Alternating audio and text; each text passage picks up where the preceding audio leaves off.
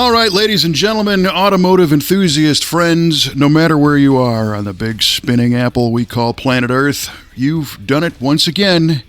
You allowed your index finger to push go on yet another... Kevin, another grandiloquent episode of V8 Radio. Grandiloquent episode. Ooh, that's exciting. Yeah, I didn't even make that up. That's like 3 words in one. Right? Yeah, that What means... To be extravagant in language, style, or manner. Wow, which applies to our guest, who we'll announce in just a minute. For sure. This is the V8 Radio Podcast. I'm your host, Kevin Ostie, joined as always by our esteemed co-host, Mr. Mike Q-Ball Clark, and our very special guest, Mr. Mike Pistello. Welcome, Mike and Q and Mike. It's Mike and Mike in the morning. Yeah. Thanks for having me, guys. It's we've been trying to put this together for about 2 years now, and it's finally come together. So it should be a lot of fun. We've been trying to put this together for 2 years just today.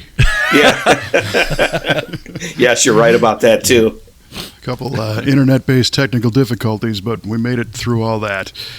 So before we get into our guest Mike and his whole story, for those loyal listeners, which I guess could be you, Mr. Pistello, you know that at the beginning of every episode of VA Radio, we do an automotive-based trivia question, and then we let everybody marinate on the answers until the end when we reveal them to much fanfare and excitement and overblowing adjectives. So because we're gracious hosts, Mr. Mike, we'll let you go first. Have you prepared a trivia question? Yes, I have. This is kind of a two-parter. Oh, great. We're done on this one. Yeah, I'm already cooked. This trivia question is brought to you by the letter F, by the way. What GMC bus built in the 40s inspired 2 cars that were introduced in 1964? Holy cats. All right, Q, this one's all you. Yeah. Yeah, that's great. All right, so what GMC bus built in the 40s inspired, did you say 2? Two different GM marks.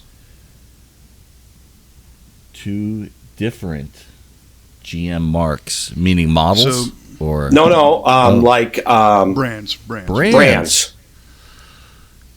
In the 60s. Divisions. Introduced in 1964. Now the two-parter is. Holy cats! Oh, that wasn't the 2 parts? Well, we'll go. We're going to go into sub A. Oh Christ! I didn't study. All right, sub A. So the 2 marks shared some platform. That's kind of the hint, and then we'll leave it at that. Okay, can I go first? Yes, please. All right. So if you want the name of the bus, right? Was that Yes. the first or okay? So I know there was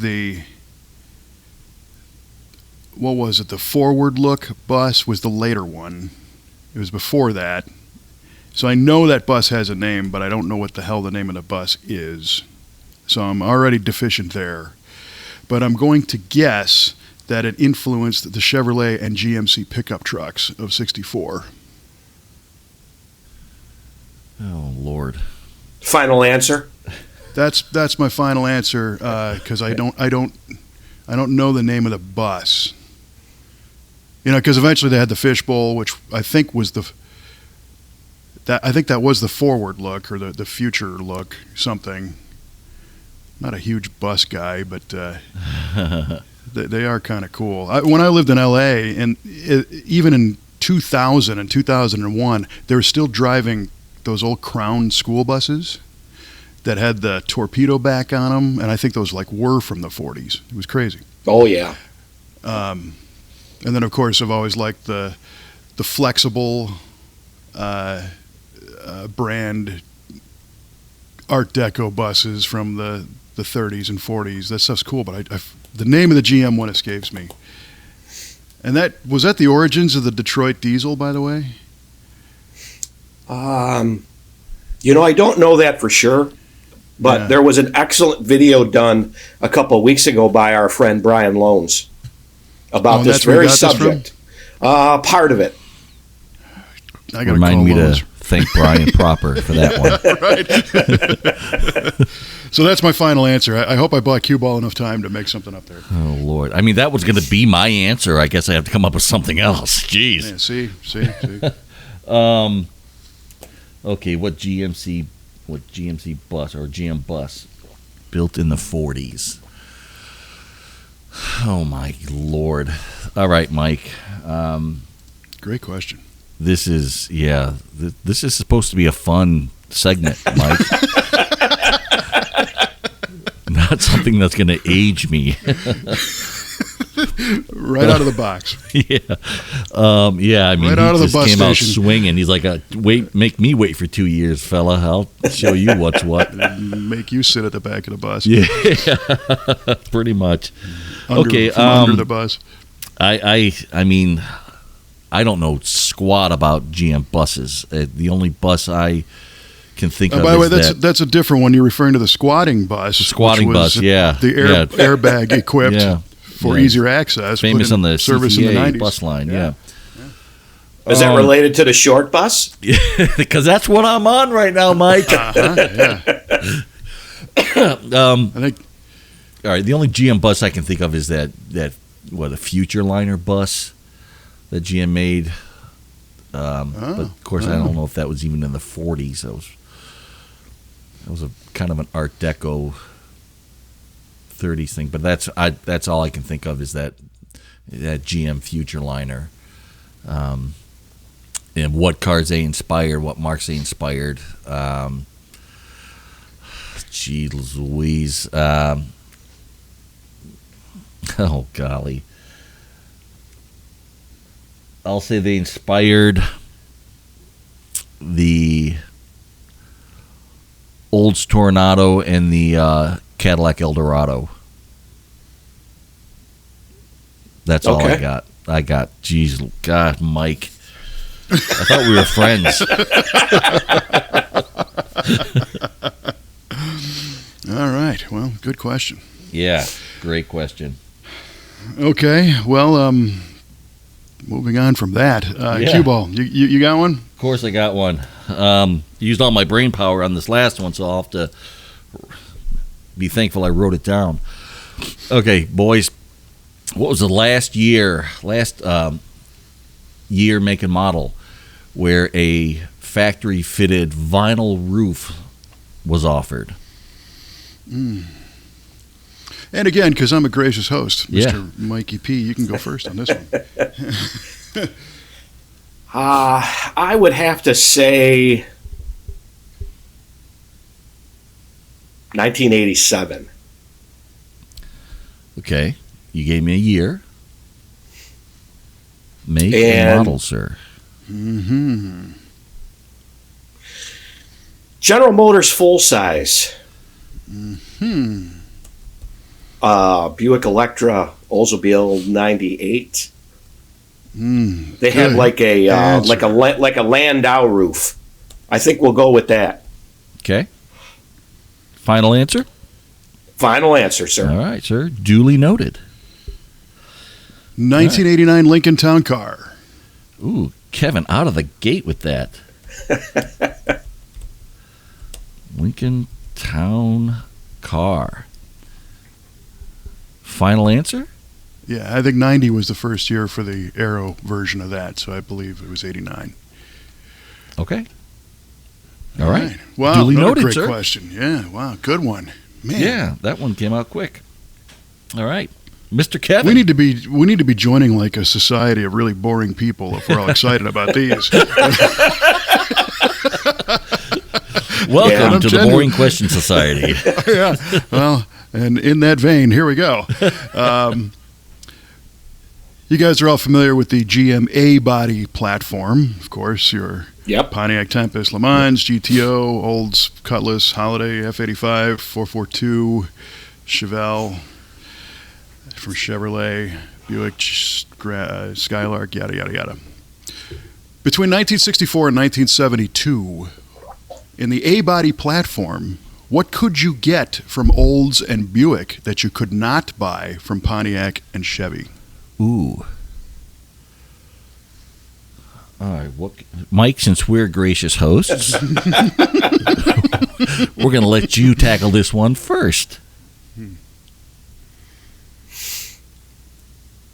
Well,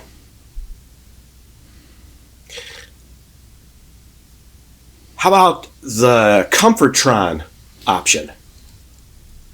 What? Mm-hmm. What was the Comfortron option, Mike? I believe it was like it was air conditioning you could adjust from the driver's side to the passenger side. Oh my. So the first iteration like dual zone climate control? Correct. Mm-hmm. Interesting. And you called that what again? Comfortron. Comfortron. I think that was the proper name for it. It had a dial on the dash with temperature settings on it. That's pretty cool. Again, that was going to be my answer, but I'll have to go ahead and find another one. Hey, sweetie, can you add a few digits to the Comfortron? Yeah. I'm a little chilly. For my side, yeah. All right, Comfortron, that's your final answer. Comfortron. Q, you say. Q says, so what from Olds and Buick you could get from 64 to 72, but not the other makes of A-body, correct? Correct. All right. Olds and Buick. That says luxury to me. Higher end. Surprised that Cadillac is not in that group, but they didn't have They don't have an A-body, yeah. Okay. I'm going to say 64 to 72, Olds and Buick, you could get the... And by the way, there's probably more than one answer to this. Yeah. But because this has no prize money, there's one specific thing I'm going for. So okay. I'm going to say it was the Autronic Eye for delayed, headlights or automatic reduction of high beams to low beams when traffic was oncoming. All right. The Autronic Eye. Autronic Eye.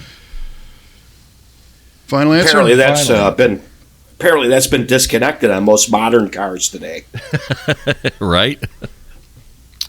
Yeah, for sure. All right. Well, then we will find out the answer to these riveting trivia questions at the end of the show, which is like rapidly approaching because that was a long stretch of trivia there. So good stuff. Yeah, great stuff. Today, there's no longer low and high beams. It's the same bulb. It just has a shade that, just kind of blocks the projection between the entire road and everything in the sky. Nice.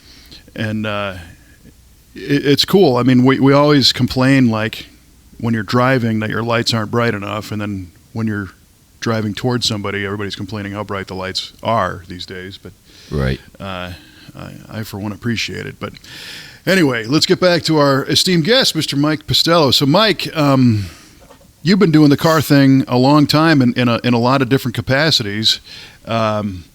Racing, restoring, machining, designing. It's pretty cool that you've decided to join us. So thanks and welcome. Oh, well, again, thanks for having me. Always a pleasure to do stuff with you guys. Thanks. Well, Mike. we appreciate that. And Kelly says hi, by the way. Yeah, thank you.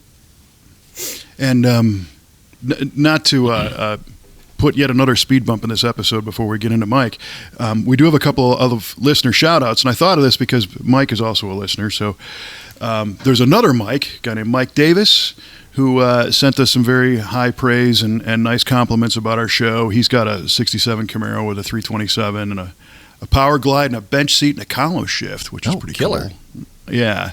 And he listens, so thank you for that.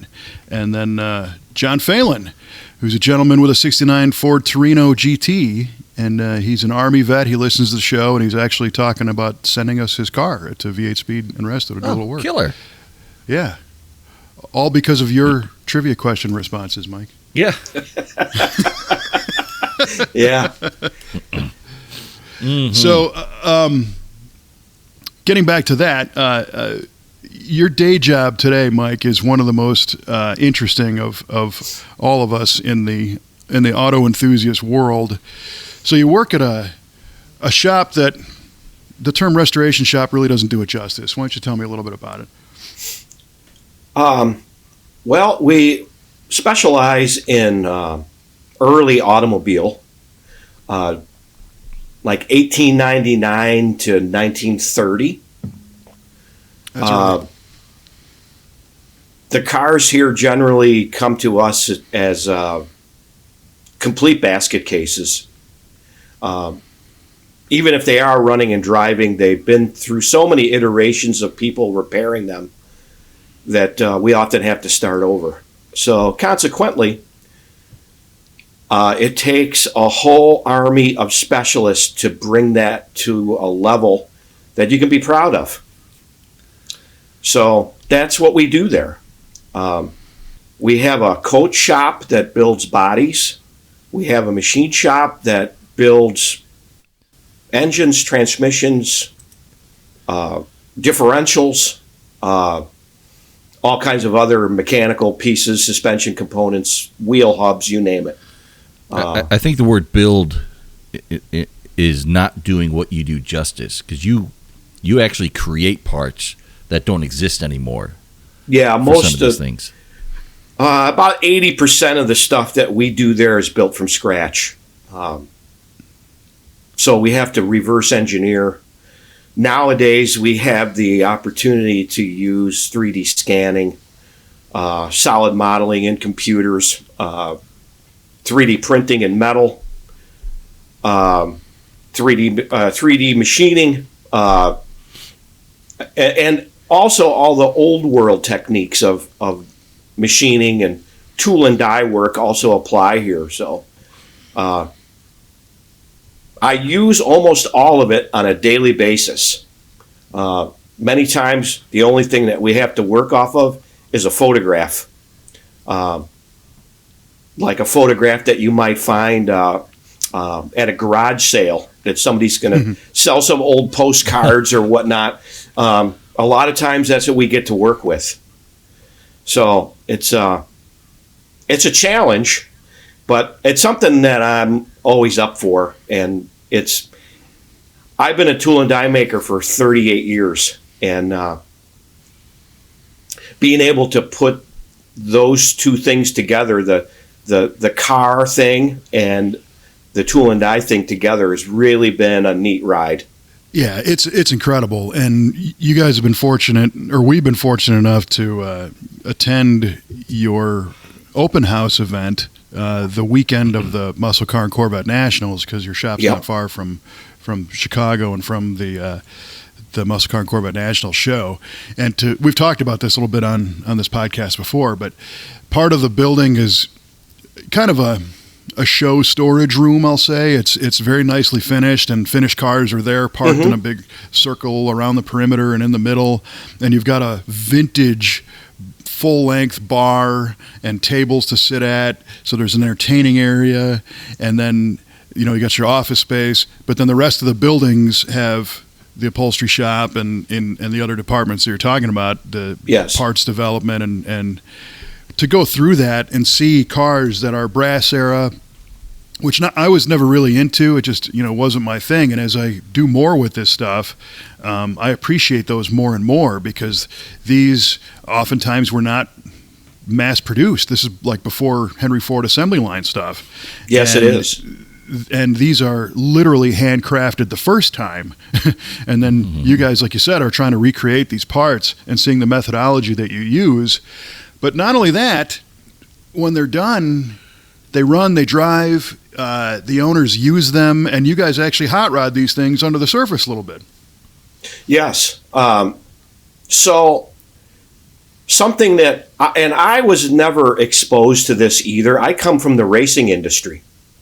So I was never exposed to the brass car thing. I knew what it was, and I appreciated it because they were, it's a neat car. How could you not like it? When I came to work here at the current shop, I was exposed to that environment and the community that's there. And these guys use their cars more than almost anybody that I could imagine. Mm-hmm. The touring that these guys do in some cases is just downright. I mean, it's like you were driving the car when it was new. They're going through creeks and washed out riverbeds and dirt trails. We have one tour that we participated in that goes through all the national parks on the west side of the country. And when you get done, it's 4,000 miles that you've done in a pre-1915 car with no support vehicles. Holy cow. Yeah. And even if you had a support vehicle, what are you going to do? Go down to your local parts store and get a cylinder casing for, whatever. Right. So that was part of the challenge when I came to work there was we needed to get some reliability. And the way that I thought it should be done was, well, let's take our racing knowledge and put it inside of a brass era engine, which is what we've done. We've used many of our partners to help us with the engineering side of this. And, you guys use the same partners that I do, so you know what kind of product you get from that. We developed some machining techniques that helps in longevity and making power. And we've used modern materials. So a lot of times we have to build a new crankshaft for these engines, and they get done out of 4340 billet, just like you would build a racing crankshaft out of. And it's built by the same people. Same with connecting rods. Bolts and fasteners and all that thing on the inside are usually ARP. And after your introduction last week at PRI, we will probably be using some of the new company, Kevin Feeney. So that's what we have done. Super finishing, which is a polishing that's done with several different types of stones and walnut shells to give almost a plated appearance. And what it does is it really knocks down the friction coefficient in parts that rub together, like gear sets and various items inside of an engine. Most of these engines are gear driven. We have to redo the gear drives, which entails building gears out of modern materials, and then a super finish. We are in the process of figuring out how much power it's worth. We just finished building a dyno to test these vintage engines. Most of the engines now are going to get tested before they go in the car, which is really a necessary thing. There's so much time invested in these that you really can't put it in a car and test it. It's not really a good idea. Not that we have a lot of trouble, but you never know what you're going to run across. Well, and that's true with any restoration or modification. You want to, if you can make sure that engine runs on a stand and doesn't leak and does what it's supposed to do, throw it in and not worry about it is what you want. Yeah. So dealing with all this stuff, I think our society is very forward looking, and I think we have an attitude that anything new is better than old as a society. But you come across designs and execution on 120-year-old engines now. What are your thoughts on the ingenuity of some of our forefathers on this stuff? Well, I can tell you that, and you guys have heard this before, there is nothing new. The guys that did this, now you got to think about this. This is before people even knew how to make a screw thread. You could do it, but they weren't standardized. Everything was a clean sheet of paper. It was done without a computer, calculator, slide rule. None of that existed. And from brilliant minds or maybe crackpots, I haven't decided which, we got rack and pinion steering. We got hardened materials. We got standardized screw threads. We got a general track width of a car that's still used today. Roller lifters is a big one. Roller lifters were used as far back as 1900. Wow. Wow. That's crazy. Yeah. Well, that's a couple of years after they took all the zinc out of the oil and everything was taking a dive, right? Yeah. They had problems with oil. I think they were still using whale lard. That's another thing that many people don't realize, that if you're any type of mechanical person, oil and gasoline was not the same as it is today.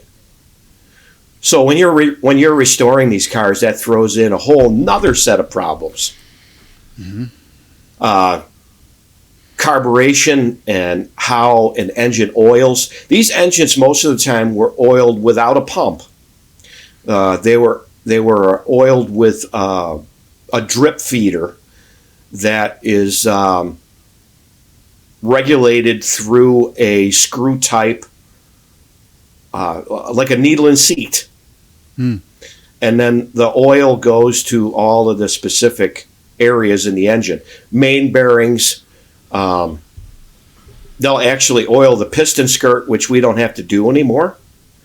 But that stuff was all done mechanically without a pump. And all of that stuff, when you look at it, the quality of the manufacturing and the engineering process is really something that I don't think you can find today. I think that this is my opinion, and I might make some people mad, but the computer-aided design world of today, unfortunately, has taken out some of the forward thinking, where one design is a new design is reiterated from another. So there's consequently there's very little brand new innovation. Interesting. So when you look at some of this stuff, and again, the machinery is the same way. There was no CNC. In fact, at the turn of the century, there was no Bridgeport, which people are used to hearing that term, Bridgeport mill. Machining was done on large horizontal milling machines and lathes, and it was all done by hand. And when we put a cylinder block through an inspection, we have a coordinate measuring machine at the shop that can measure back 4 decimal places. That stuff is nearly perfect. Really? Yes. The tolerances and ability to retain its squareness and all the things that you need to make an engine run efficiently is really close to perfect. Wow. And it's mind-blowing to see that was done, in many cases, 125 years ago. Well, I've seen it, at your shop and looking at other things, like the watchmaking world and the clocks and other things that required high precision back in those days. And, my armchair view is that things like wars and mass production took a lot of that level out of stuff. In order to make 1,000 of these things a day, we're going to have to figure out a way to make them faster, which means make them simpler, which means take out a lot of the things that are very specialized and very cool. And also the sense of the artistic sense is disappearing. And when you look at architecture, nobody's building anything with gargoyles on the corners anymore. In fact, the latest trend, you look at all the fast food restaurants and they're all gray boxes. It just keeps getting simpler and simpler and simpler to where everything's going to be gray and a square, as opposed to ornate with scrolls and, a visual element, even on a part that you're not going to see every day. But how many of those engines or exhaust systems, have an artistic flair in them as well?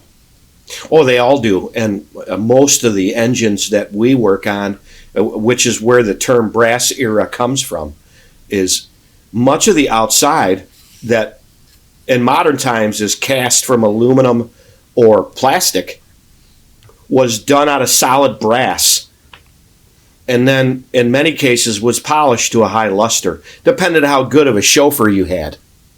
Mm-hmm. You have to remember a car cost anywhere from $3,500 to $6,000 at the turn of the century. That's a lot of money. So I think if you're going to spend $6,000 on a car, the customer is going to demand perfection. That's fair. So that's where you get, when you look at a Packard today, a vintage Packard, before they were gobbled up by Studebaker and disbanded, was really a super high quality, forward thinking automobile company. They were always on the cutting edge because, well, there was no edge. You just kept, you had a constant clean sheet of paper. But a brand new Packard in 1910 was $5,200. Wow, that's big incredible. Cash. That's like aircraft prices today. Yeah. Well, and that's also the era. When you look at if you were going to buy a Duesenberg, you basically bought the engine, driveline, and chassis from Duesenberg, and then you often had to commission a coach builder for the rest of it, right? Yes, that's another part of the business that we're in. But there were several coach builders in the United States. Many were famous. I can't think of all the names off the top of my head, but one that was more production orientated, but still, two of them, was the Murphy Body mm-hmm. Company, and the Briggs Body Company. They were both coach builders. They did a lot of work with Ford, Briggs especially, and later in the 20s and 30s. But that's what you did. You bought a chassis, and you went to a coach builder, and you picked out what you wanted to have for a body style. And in some cases, the more affluent customer would have two bodies built, one for summer and one for cooler driving. A lot of people didn't drive their cars in the winter then, but we've seen several cars that had bodies that were built for colder weather driving, and then in the summer they would change to a sporty roadster body. Wow! So an open and closed. Yep. That is insane. That is insane. I had insane. never heard that. Yeah. That would have been a good trivia question, Mike. Oh, man. So today, what's the approach when somebody brings you a basket of deteriorated remnants of something? Where do you even start? What's step one? Well, we like to gather up as much research as we can. And nowadays, many of these cars have a provenance. So they've had famous owners. They've had a line of history that can be traced. So through several resources, we can sometimes come up with photographs, drawings from the factory, drawings from the coach builder, photographs of the car in period. Sometimes the customer helps us out with that. And then the next step is to, we lay all the pieces out on the table like you would if you were building a big giant model car. And we see how things go together, how the systems worked, because everybody had a different idea. So when you, and there was running changes that went on sometimes by the month. So you might be working on a 1910 car, but it's early in the run. And then you work on that same model car in same year, and there's several subtle differences that need to be attended to. We run across that quite often. But that's our step one is we're going to lay it out on a table, on a floor, and we're going to see what's there, what's missing, what's no good, what we can use. And we come up with a plan of how we're going to reproduce the parts that we need to reproduce. Are we going to machine it? Are we going to 3D print it? Are we going to cast it? And if we're going to cast it, do we have to find some patterns, or do we have to make some patterns? There's a community of people out there that have a lot of the stuff that we need. We just bought some patterns for a couple of engine jobs that we're going to get into this winter. Something that they're going to go to the foundry and get modified to use at their foundry, but we have a good base to work off of. So sometimes we have to start from scratch with that stuff, and sometimes we can find something that's usable. But that's step one. Some of the brands that we've been talking about have been American-based. Do you do cars from around the world, or mostly U.S.? Yeah, mostly we do the U.S. brands, but we do work with some of the more famous European brands, Alfa, Maserati, Sunbeam is another one that we do a fair amount of stuff with. Renault. Renault is another one that we just finished a Renault that belonged to John Astor. John Jacob Astor. He died on the Titanic. Oh, yeah. He was portrayed in the movie. So we ended up, through a broker, recommissioning this car. This car is unrestored. I think you guys saw that car possibly when you were there last time. Yeah, I think so. Mm-hmm. It's a Renault limousine that was coach built here in the States, which we believe is the only custom-bodied United States coach built Renault in the world. Wow. Renault at that time. Renaults were not imported to the United States because of J.J. Astor's provenance. He was able to get one, but he bought this car for his summer cottage and had it custom bodied. It's a limousine. He bought that car brand new in 1910, and when he died in 1912, the car sat in his carriage house and remained there until 1938. It passed through several owners and never got touched. Somebody tried to recommission it at some point between 1938 and when we got it, but were unsuccessful.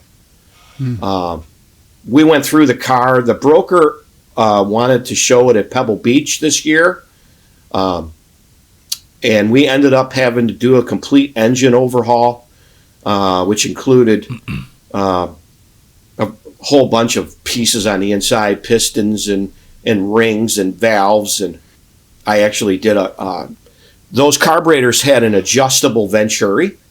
I had to reproduce that. We did that in a milling machine. We 3D milled the contour for the venturi and made all that work again. So like the overall length of the venturi was adjustable, or? The shape of the bowl. Oh. Yeah. Wow. That was an interesting job.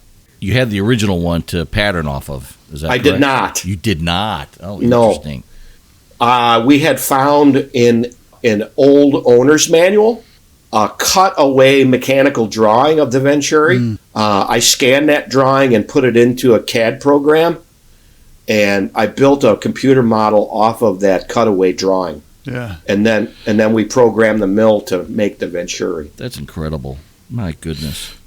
Yeah, that's cool when you can do that.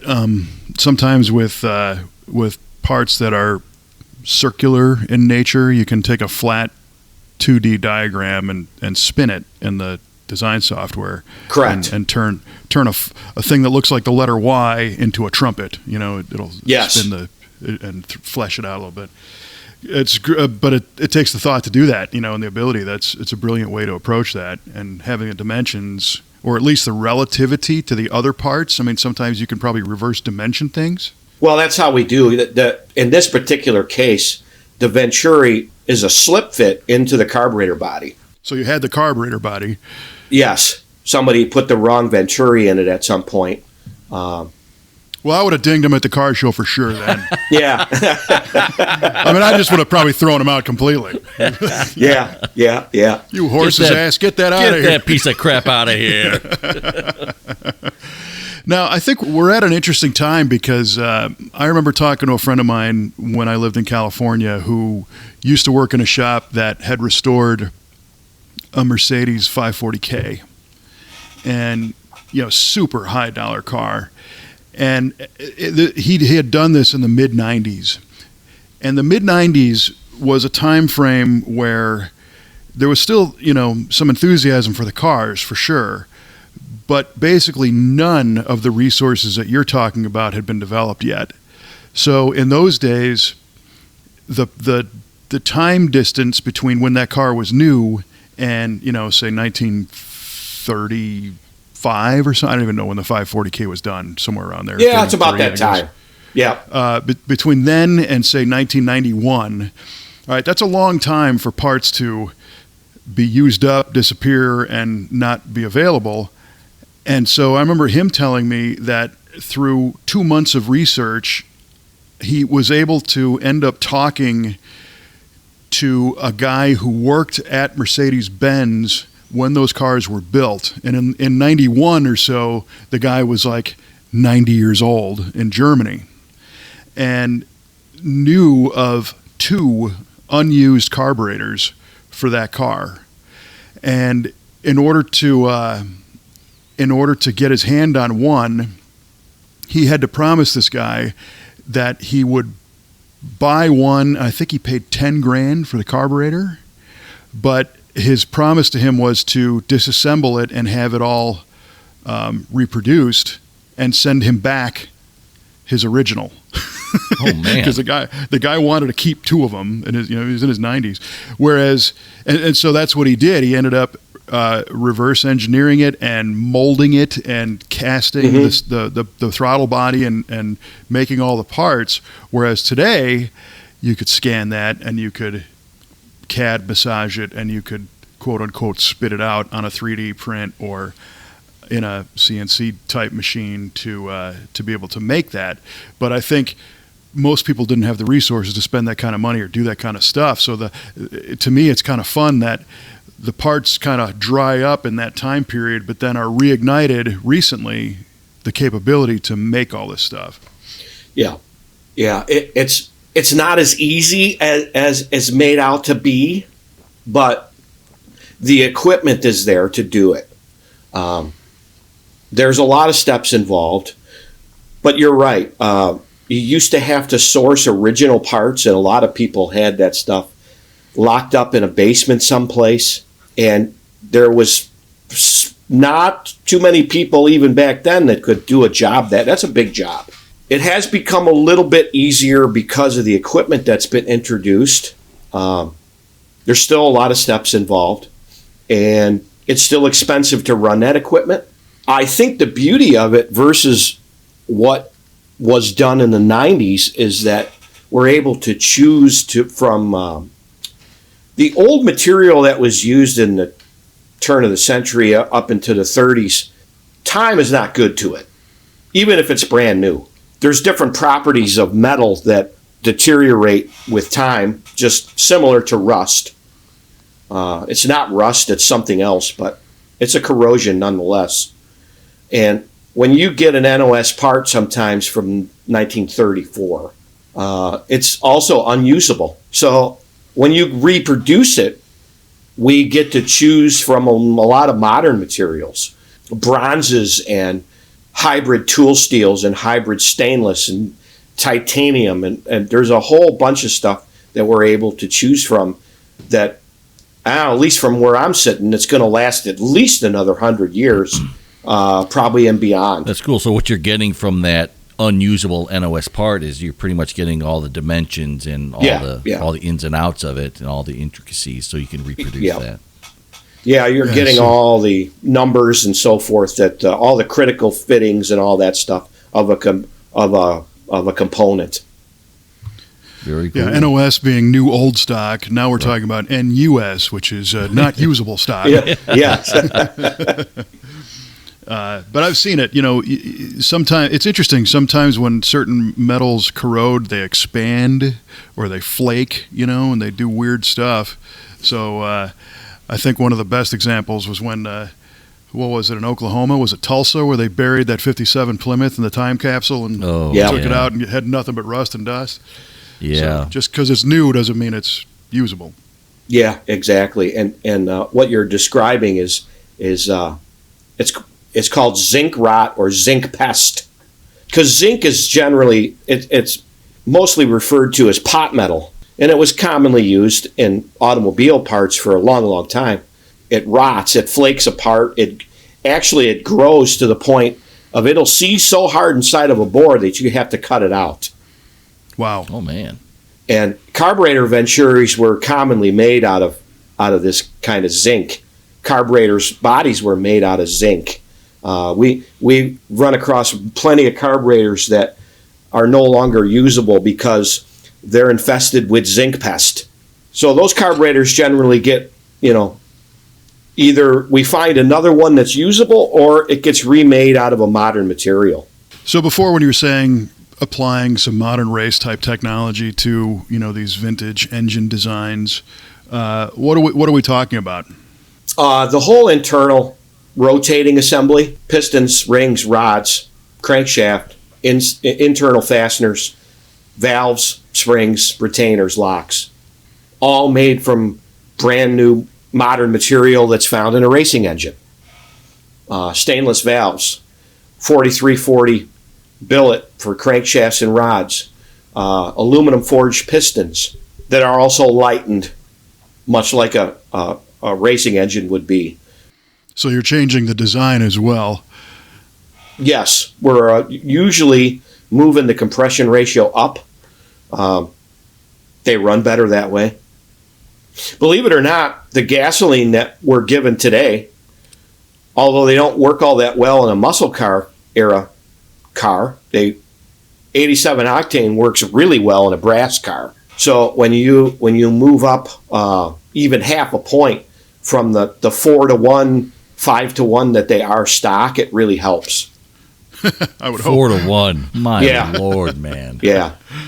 Well, you got to remember now, some of these engines are, the cubic inches in some cases is well over 500. And there was no self-starter. So the 4-to-1 compression is, the guy cranking that thing by hand out in front of the car, he's really happy it's 4-to-1. I bet. Man. I bet. Is there any way to throw an ignition retard or anything on those today to help that, or? Well, they are manually, the timing is manually controlled on those engines.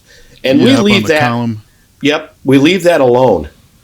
The ignition systems are really good for what they are. You have in essence, a distributor with a battery to start the engine, and then it's switched over to magneto. So it has a dual ignition system.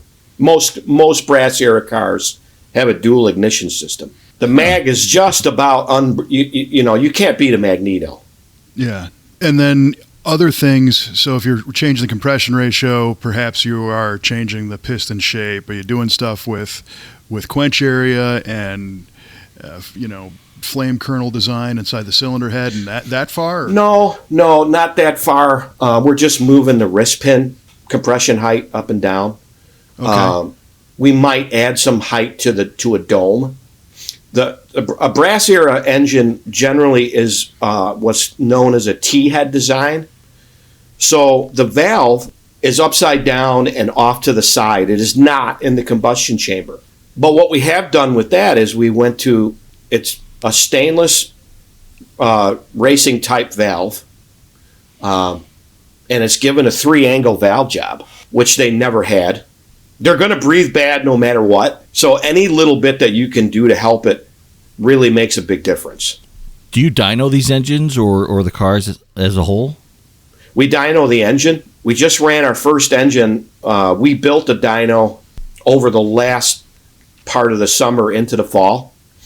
We built a dyno because, a typical Superflow V8 dyno has a transducer that's set up for a V8 engine, for the harmonics of the V8 engine. That doesn't work with an inline 4-cylinder, inline 6-cylinder. Mm-hmm. And also, the load characteristic in a modern dyno doesn't work for us. So we ended up having to build a dyno from scratch. So that's what we did. It's up and running. Our first job just came off of it last week, and it shows a lot of promise. Did you 3D print that dyno? No. Yeah, he downloaded it from Thingiverse, I think. And so let's talk about what you had on there. What engine was on there, and how did it do? We had a 1910 Packard Model 30, which is an engine that we had built from scratch. New cylinders, new crankshaft, new rods, new pistons, valves, the whole thing, top to bottom. We are in the process of figuring out how to measure the horsepower. We haven't quite perfected that yet, so any number that I give you right now would probably be complete BS, so I'm not going to even give you a number. Sure, yeah. Okay, sure. Yeah. We're able to run the engine under load, and we're able to get readings that come back. I have a math formula I have to figure out to create the table. I got a pretty good idea how to figure it out. The load center is based on a test unit for outboard engines using a hydraulic pump. Okay. The hydraulic pump is the water brake, if you will. That's the part that puts resistance on the engine to load it down. Yep. And in a typical dyno, you're able to measure the resistance and then do the math backwards and say this much resistance measured equates to this much power produced against it. Correct. Yeah. Yeah, that's how we're going to end up doing that. I got to finalize my math and prove it out. The next time that you come to visit us, I should be able to give you a table of what one of those old engines actually makes for power. We're very curious. Well, because they were advertising power ratings back then. Yes, but the horsepower ratings were calculated differently then, and I believe that stayed the same all the way up until the 60s. They did. It was actually 1971 was the first year that they went to SAE net instead of gross. And there were several things in play at the same time. And one was the gas crunch. The other was the early emissions controls that were coming in, and the phasing out of leaded gasoline all hit at the same time. And the main difference was a gross horsepower rating was the engine on a test facility, dyno, if you will, with no accessories attached to it outside of what it needed to run. Right. And then the net rating was as installed in the vehicle. So you had your alternator, your air compressor, your AC, your water pump, all that stuff, belts, and similar exhaust. And this is where it's kind of funny. Mopar was the last holdout. All of your Fords and GMs lost compression between 1970 and 71 because they were chasing this new emissions, this California emissions thing. And so that was a power hit. So, a 70 Chevelle SS 454 versus a 71 was a big drop off because of the compression ratio change. plus the fact that in 71 they had to rate them differently with all the junk on them on the front. So they took another hit, and that's why you see this big step down.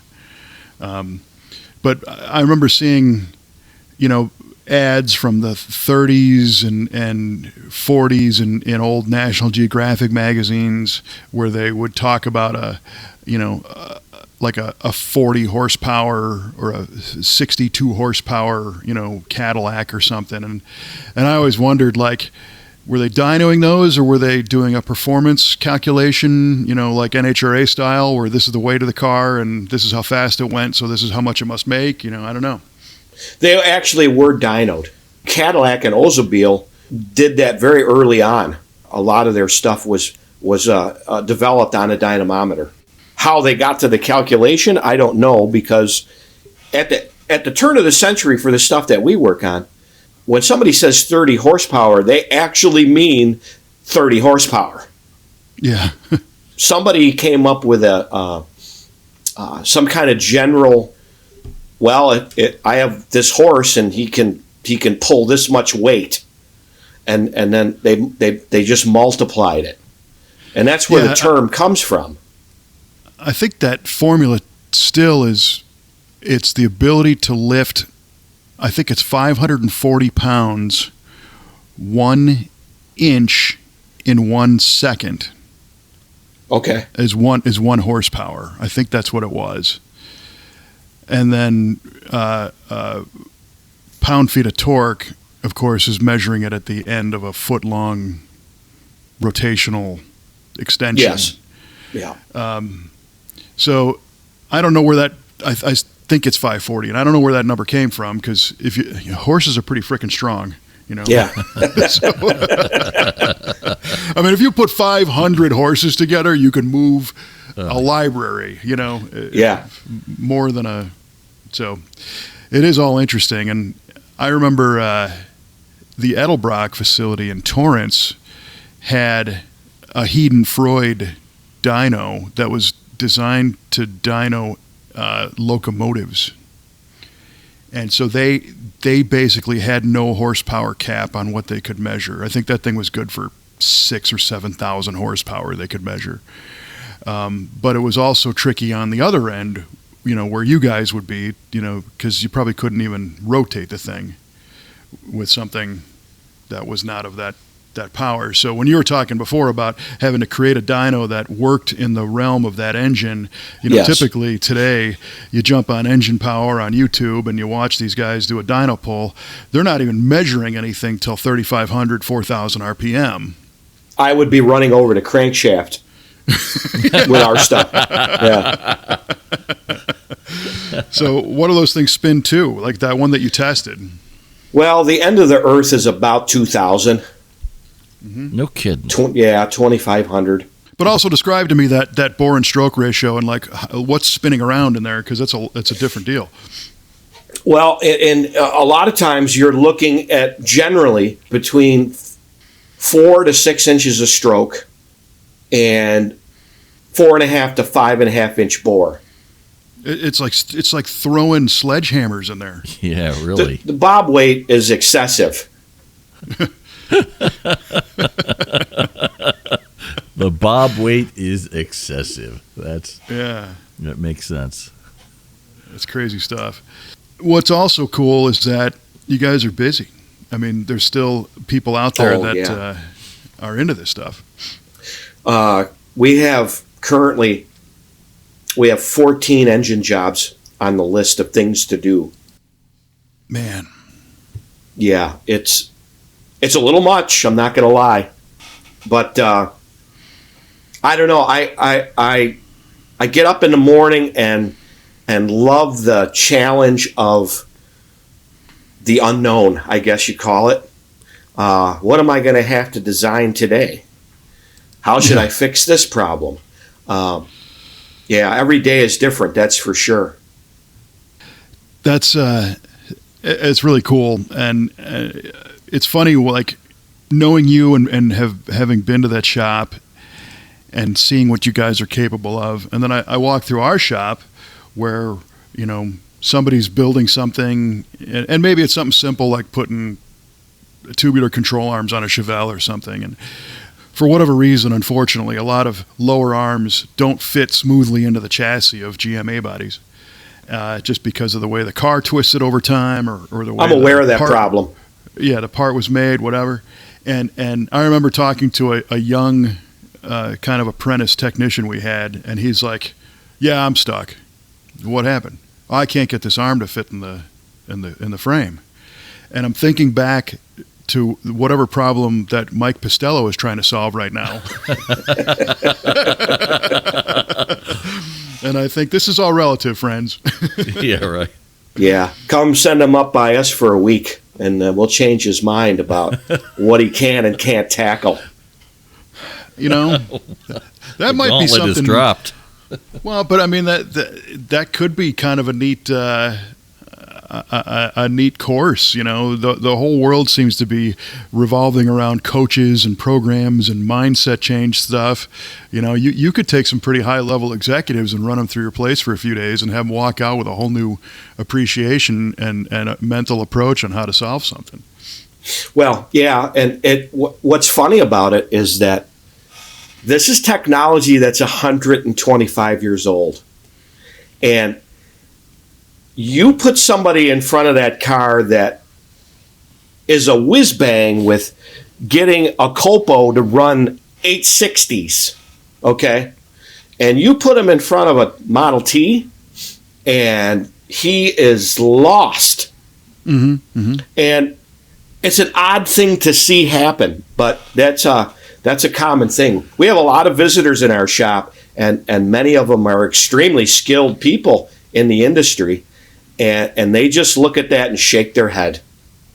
Yeah, well, and we see that all the time too. And social media, it's always fun. You know, one of the things we try to do, and especially with involvement through SEMA and whatnot, is get more people excited about this stuff. And so I'm in like all of us, in a million different Facebook groups. And recently I saw one.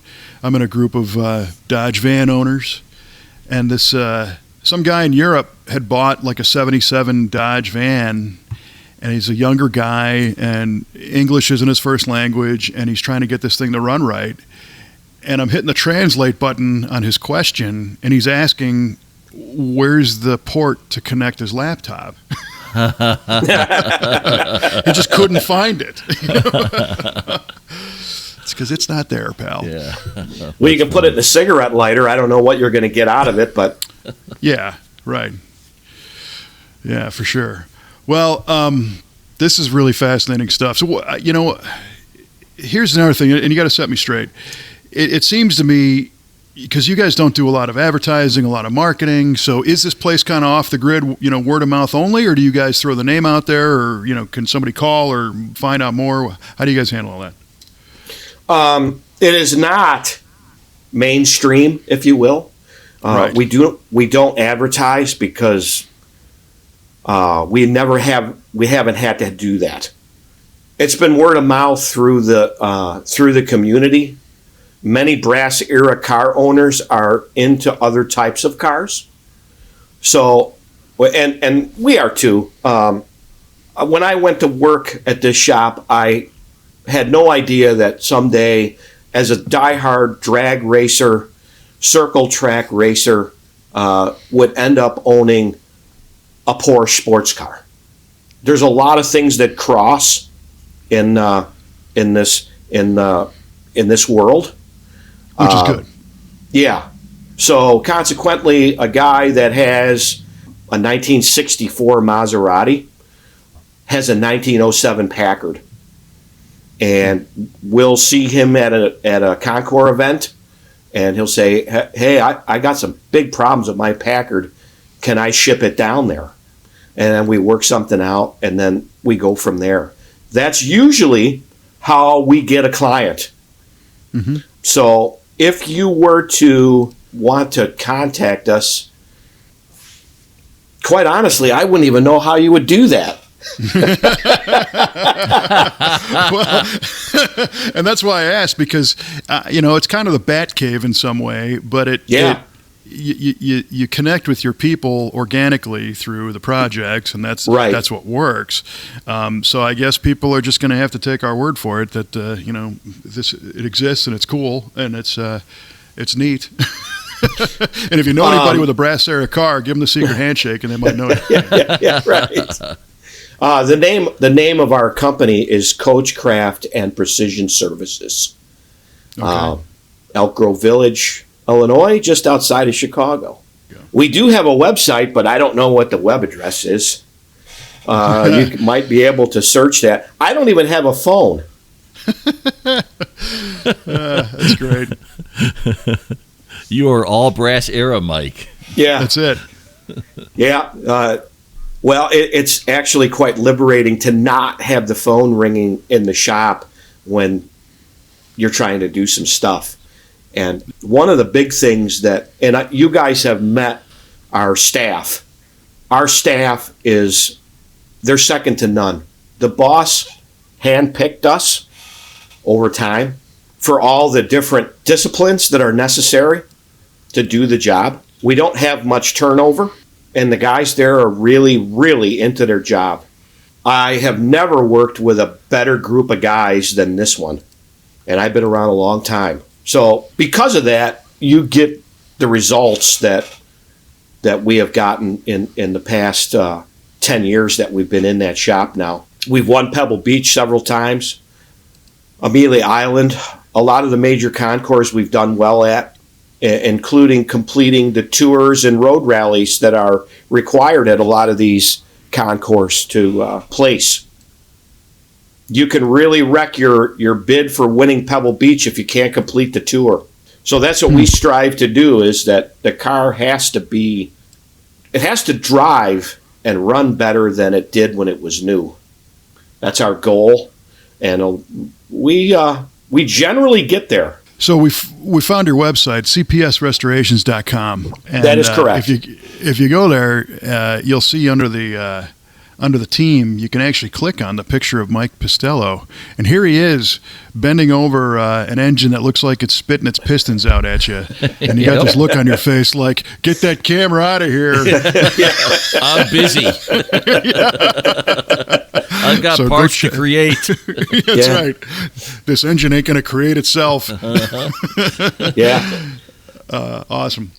Well, listen, buddy, we could do this for another 10 hours, but people are starting to you can hear them pounding on their radio saying they want the answers to our riveting trivia questions. Oh, I understand. I want them too. All three of them. Right.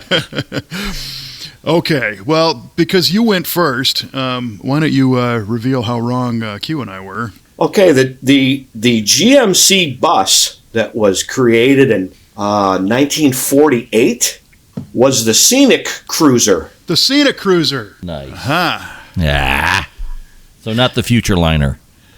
The Future Liner was done as those were support vehicles for the Parade of Progress. Right. Yeah. Yeah. And I knew that was wrong, but Yeah. that's the only thing that was coming to mind. And of course, the Scenic Cruiser had glass in the roof sections that you could look out over the regular side windows. That was also used by Greyhound, right? Well, Greyhound was the customer. Yeah. So the there you go. the Scenic Cruiser was a bus that GMC built for Greyhound.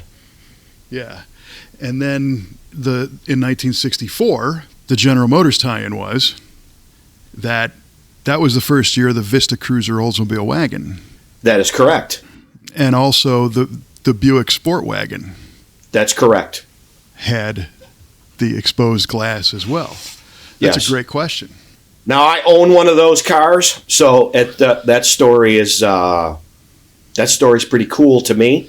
Yeah, you have a 72 Vista Cruiser, right? I have a 72 Vista Cruiser that has been a race car that's run the NHRA and IHRA since 1989. Well, That is a tremendous question. Mike, I'm going to jump ahead of you and throw mine out there real fast. So my question was regarding GMA bodies from 64 to 72.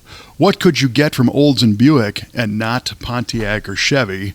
And Mike, you went with the higher luxury line, so maybe the Autronic I for the automatic high beams. Right. Mike Pistello said the Comfortron AC climate controlled early dual zone climate control. Comfortron possibly, Autronic I possibly too. The answer I was looking for, though, believe it or not, Come on. was the Vista Cruiser wagon and the Buick Sport wagon. Come on. Because only Buick and Oldsmobile had the glass roof option in their wagons. Yes. So Mike and I have the same answer to our trivia question asked two different ways. Yeah. I'm not kidding you. I had that thought pass through my mind, but I'm like, I don't think Buick had that. I could think of only the Vista Cruiser for the Oldsmobile. God bless America. Great question. Both of you knuckleheads. Oh, that is crazy. Well, it's part of the sickness. Yeah. Yeah. That's funny. Great. Okay, jumping ahead here. So I asked you guys what was the year, make, and model of the last factory-fitted vinyl roof on a car. And Mike, you said full-size GM 87, maybe Electra or Olds 98. Yeah. And Kevin said immediately 89 Lincoln Town Car. Unfortunately, both of those are not correct. The last factory-fitted sunroof came in 1996 on the Buick Roadmaster and the Cadillac Fleetwood. Oh, that was the last vinyl roof was in 96, huh? Yeah, the last factory vinyl roof. You could get dealer vinyl roofs, dealer installed on like the 98 Town Car, but that was not a factory vinyl roof. Which was the same platform as the Olds custom cruiser wagon. Yes. Which it also resurrected the glass. Yeah, there was for a short period of time you could get a glass roof car. So that's our theme for today, kids. So in a roundabout sort of way, we're all on the same page. Yeah. How weird is that? Yeah. What page was that? I don't know. The one that got torn out. Yeah, for sure. A sure. lot of people have a fascination with glass roof cars these days, I guess. Yeah, for sure. Well, I just knew that you have your Vista Cruiser wagon, and I was trying to think of some way to. What does Mike not know about his car? Was my mission. Well, that was one of them. Yeah. That was cool. All right. Great questions all around. Yeah, and a fun episode. I appreciate not only joining us today, but extending the hospitality to our team to come visit your shop those few times we've done that and hang out. And then it's fun, the Chicago area events, we generally bump into Mike somewhere, and most recently at the PRI show in Indy. Mm-hmm. Yeah, which is, I'll tell you, well, for you guys it's even more busy, but between SEMA, McCacken, and PRI, it's the busiest part of the year. It's really, it's a whirlwind. Yep. When I got home from Indy last week, it's like, well, I need to sit down for a while and not get up. Right. We all kind of feel that way. So how was the PRI show for you? This year, it was the most busy that I have been in a long time. Making contacts with our vendors, and you introduced me to Kevin Feeney, which I really appreciate. I think we're going to do some business together. I had a talk with your wife a little bit about some business things that she seems to always help me with. Oh, good.